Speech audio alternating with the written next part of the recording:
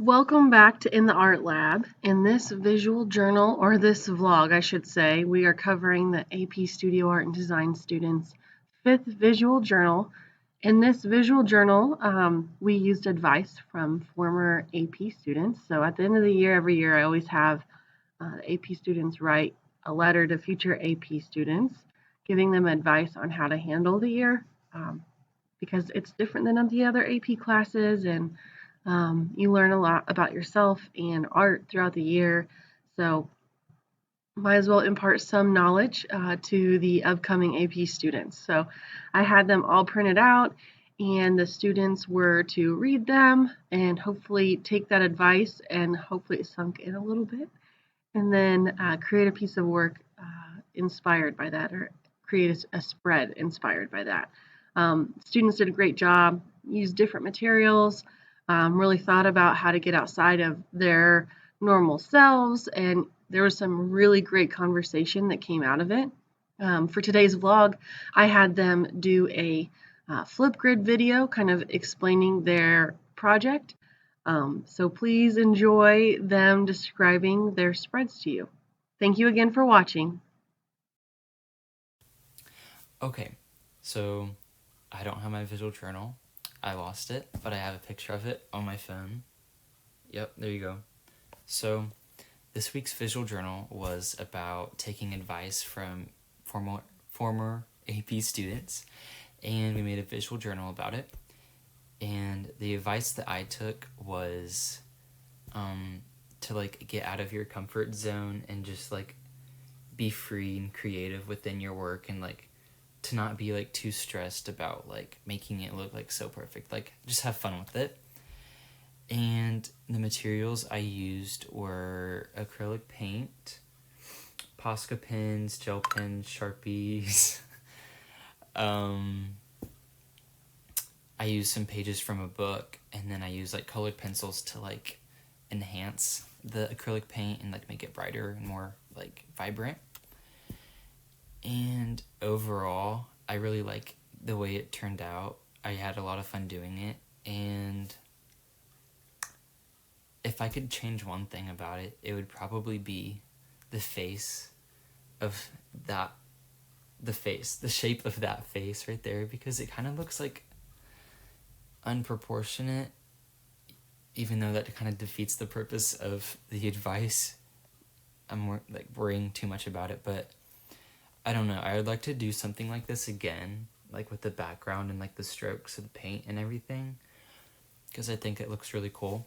But that's my visual journal. So, This is take 2 for my visual journal thing ASMR.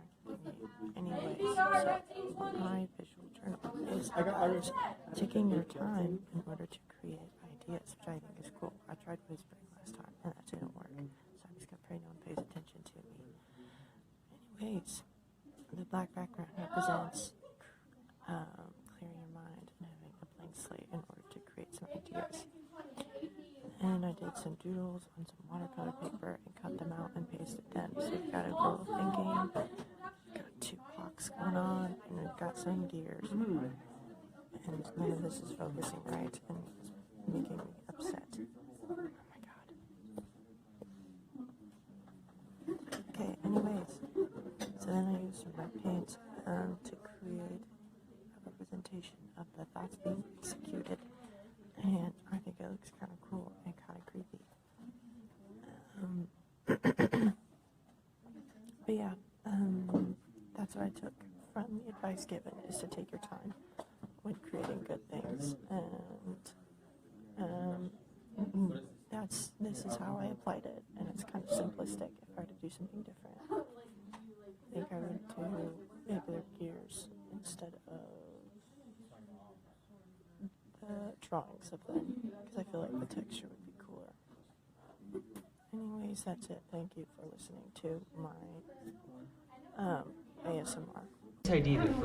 Okay, so for my journal, my advice was using materials that I was used to using, but using them in a different technique to where it was different, so you were still branching out from what you normally do. And usually for my journals, I'm very careful and precise about what I do. So for this one, I decided, just like throw stuff on there. And as weird as it looks, I still think it kind of looks good, Like, I don't know, kind of blends together with kind of like some kind of chaos. I don't know. So. Okay, so the visual journal assigned for this week was taking advice from past AP students, and I took some advice from someone that was like, explore change in your style and what media you use. So I decided to make my visual journal about finding change in yourself and your art. So like this hand is like you right now, and it's trying to grab the change in your art, the materials I used were acrylic paint, book pages, and Sharpie and stickers. And I don't know if I really like it that much. I mean, I don't like the clouds, but I like the hands I did, and I like how they're purple because purple and green are the Hey! Yeah. So when we talked about our visual journal, we basically talked about like what we interpreted from other people's sustained investigations. We talked about how we are gonna try to enter that into how we're doing ours now, and just what also we took from different ones. I took away thinking outside of the box, and I usually stick to what I like to do and what makes me comfortable, but for this one I wanted to do what makes my mom happy, in artwork wise, so I can share my artwork with not only myself and my peers, but with my family members whenever they I don't know, I bring it home and stuff. I took the easier way on what I wanted to do. Basically, I wanted it to just be the main aspects of the advice I took, and I wanted to go simple with this because I feel like I tend to overthink things and make things overcluttered, and I also wanted to take simplicity from it because not everything has to be so extra. And so yeah, that was the main idea for my journal, and we just basically, I got a lot of insight on how maybe not go too simple, because some people said it was a little too simple, but it was how I wanted it to show up, so I'm proud of it no matter what, and that is what I did. That's the advice I took, I guess. So we were tasked to make a visual journal on advice from the past AP Art students, and I took the advice as just doing something kind of different with the things that I normally do. So for my instance, I normally would do plain backgrounds, but this time I kind of did something spontaneous and different and out of my comfort zone. And I used adhesive stickers, acrylic paint, paper, pens. I used eyeliner for some of my words, and I used some book page and buttons and wire. And I thought the critique went well, and I think that it's better when we get into smaller groups because it lets us ask each other questions and kind of get into deeper detail. And I like to use the dice. Alrighty, so here's my visual journal. I did it based off of time management and not wasting time and stuff. So I drew a clock because time, it's melting because time's kind of slipping away, and time seems to slip away a lot in this class.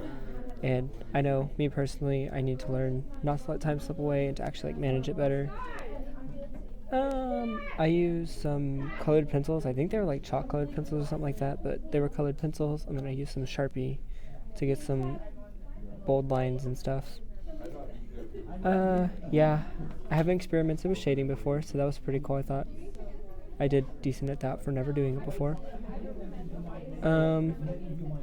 If I could change anything, I definitely would make the red ground or table, whatever, a whole lot darker. I want it to be a really, really deep, like crimson red, but there were no colored pencils that had that dark of a color. And then I should have done something a little more to the background than make it a really, really, really light blue. Not sure what I should have done, but you know, I'm not artistic, so light blue it was.